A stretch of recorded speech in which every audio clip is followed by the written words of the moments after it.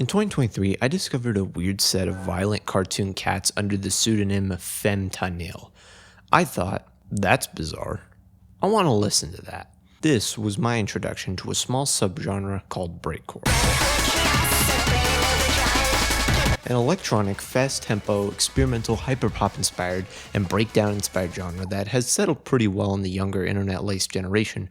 From Jane Remover to Machine Girl, breakcore is a hard electronic, glitch, hyperpop, dance, dubstep, and drum and bass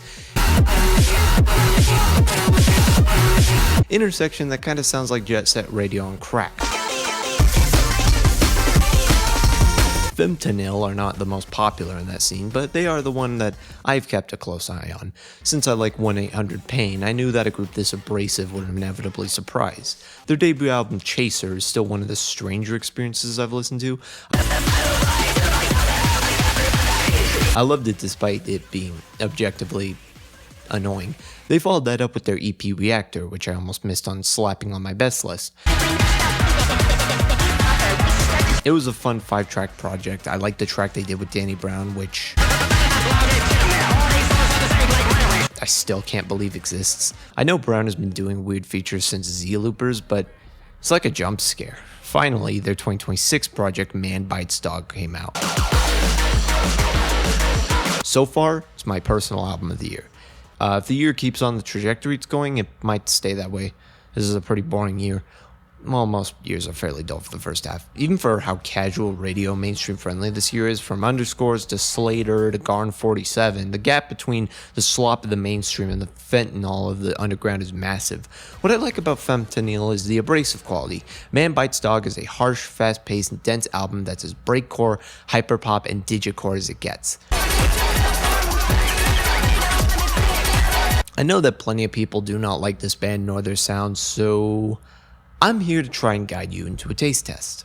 So real quick, Fentanyl are fronted by some bitch. I don't know. These two. For some reason, electronic and hyperpop acts are all duos. Black Dresses, 100 gecs, Daft Punk, and most famous of all, MGMT. All equally important bands, I'm sure, don't correct me. People are going to be so mad that I compared Daft Punk to 100 gecs. You may know them for their heinous and violent album covers with masochistic cats. I like these album covers. They stand out and look cool. I especially like their maximalist style they use now, especially the gorgeous album cover for Man Bites Dog. Speaking of which song should we check out? The beatdown of the title track and its own breakdown?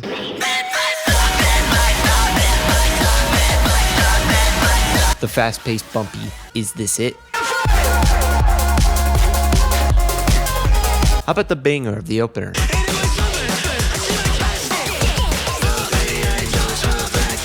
I love that song so much. Best moment of 2025?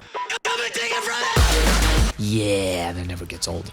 How about Head Up, the by the books Fentanyl track with that hard beat, soft electronic melody and the random ad-libs? The catchy club smasher that is sick of it? Might do that one. Love that groove. Or the industrial video Nasty. Femtanyl, being a combination of feminine and fentanyl, sounds like hell. They are a brutal sounding act and I love what they do. I love the megaphone vocals, I love the bizarre otherworldly samples, the catchy hard dance beats, and the fast-paced tempos. I love them. I get why most people don't, for the most part. This is an abrasive and harsh sound, but I love music that's designed to be overwhelming and aggressive. There is some criticism towards the hip-hop and rap influence I have. That's been a major flaw in hyperpop since it absorbed that influence, especially in breakcore. Jane Remover got a lot of flack over cultural appropriation of rage music, and honestly, I think those people kind of have a point. At the same time, cultures aren't a monolith and influence is inevitable, especially in genres based on sampling and rave as this. I think Femtanyl's influences are acceptable.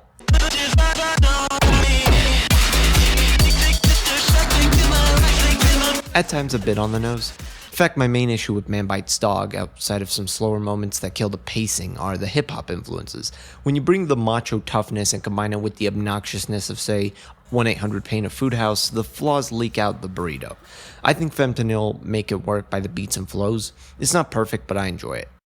As for the topic, I'm torn between Sick of It and Video Nasty. While Video Nasty is probably a better song, I'm going to go with Sick of It because it sounds like you'll see.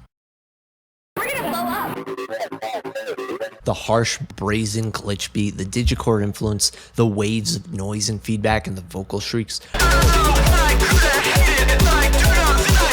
Earlier Fentanyl albums definitely were too unpolished for the vocal eruptions, but I think Reactor and Man Bites Dog really fill that contrast. Between the two vocalists, the softer moments, the verses, and the blowout choruses, Sick of It is about being tired of being recorded and observed.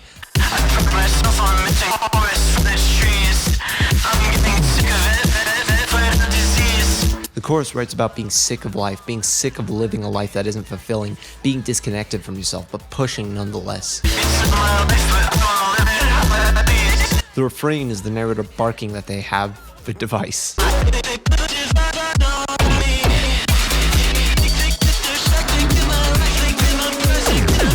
The misery in being observed and tapped onto, whether a phone or an anklet or a Facebook account, being observed to be a perfect symbol forever, never able to break out of your shell, having people hound you for every flaw that emerges. The verses write about being dead and rotting. The middle bridge describes this raw and visceral, violent detail.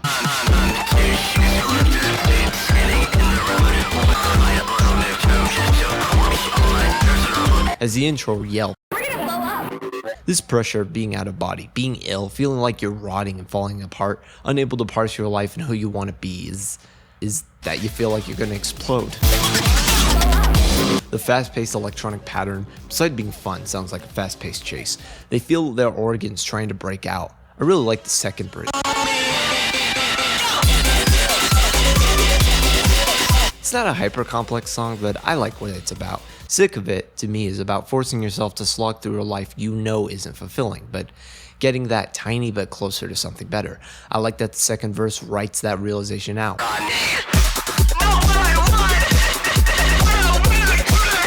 I like the line delivery of "It was 16 years ago." The second chorus turns into this hideous text-to-speech robotic blister that writes,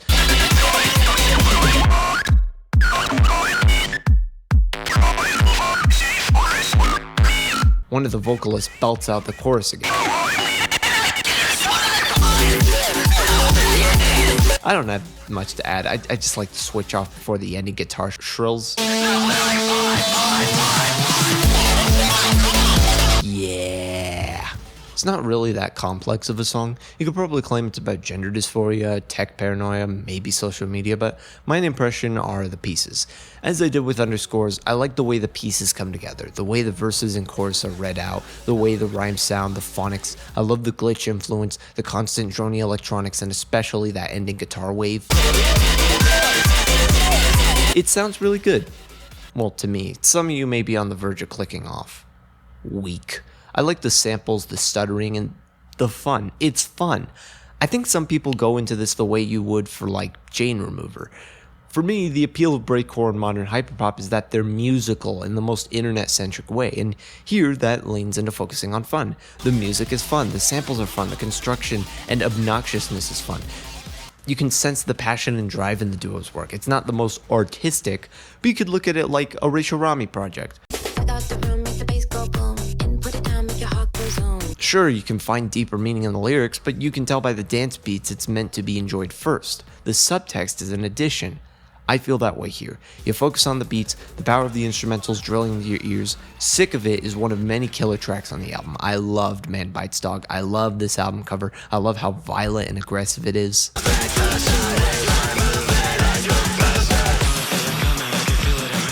Now, some of you may not be convinced. You heard everything I showed you and thought, really this? Okay, originally when I wrote this episode and recorded it, I had a big rant here. This was around April-ish, by the way, where I made a claim about how boring 2026 was and how crappy the year was, and that isn't actually true. I think at the time I didn't have much to say about the year. So let me kind of change my approach here. Let me defend Fentanyl for a moment by saying that music shouldn't have to sound acoustic.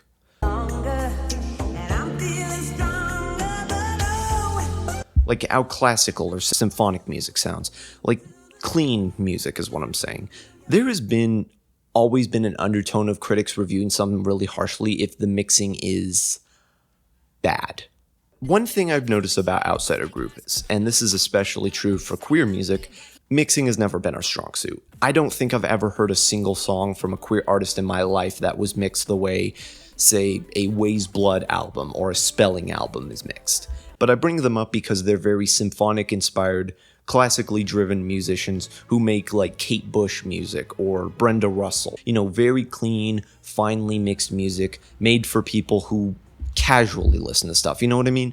And I think especially when it comes to artists like Femtanyl or Isbroki or Ada Rook or Jezebel Gabergably or Stick 7, for example, when I hear their mixing, it is arguably very rough, very raw. It's clearly just made with what little materials they have, but I've always felt like that gives an intimacy. It's why I kind of like pop punk and indie rock that's like made in someone's room, because when it's made in a studio, that's a very different vibe. It kind of gives a more theatrical way. And for Car Seat Headrest, that works, but it worked both ways because their music was very big. Halsey's The Great Impersonator? That album isn't mixed very well.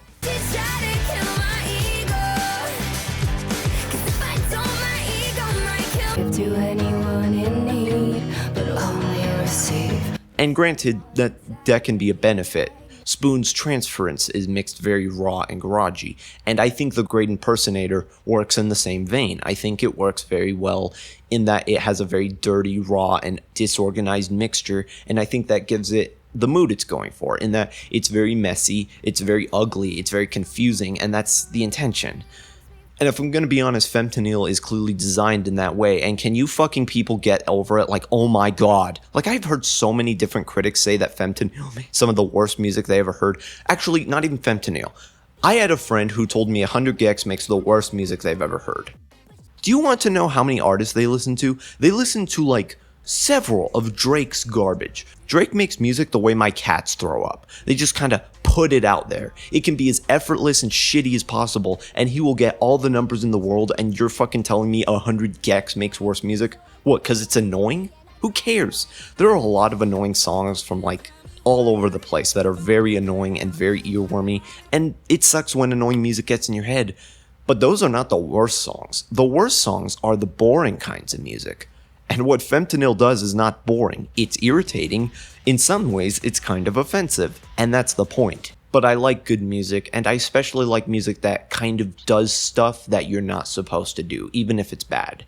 I need to do a video on her one day, but Diamanda Gallas makes some of the greatest music on this planet. Like, Broken Gargoyles is a legendary album, and it's heinous to listen to. It's a painful, disturbing, sickly, and depressing experience, but it's one of the most important listens I've ever had in my life. It really stuck with me, and I love that album so much. And if that album was made, quote-unquote, normally, it would suck. So that's my point. I like music like this because it's different. And my feelings about 2026 and that original recording was that 2026 is kind of boring. That was around the time when a lot of major pop releases were coming out, and they were all like 6 or 5s on the Richter scale, and at a certain point, I just don't listen to music to hear someone competently make an album about a woman they love. I'm just not that kind of person. A song like Sick of It rules. It's fun to listen to, it's catchy, it's different, it's weird, it's irritating, but at least it made me feel something. I will always take an album that makes me feel something than an album that makes me feel nothing but boredom.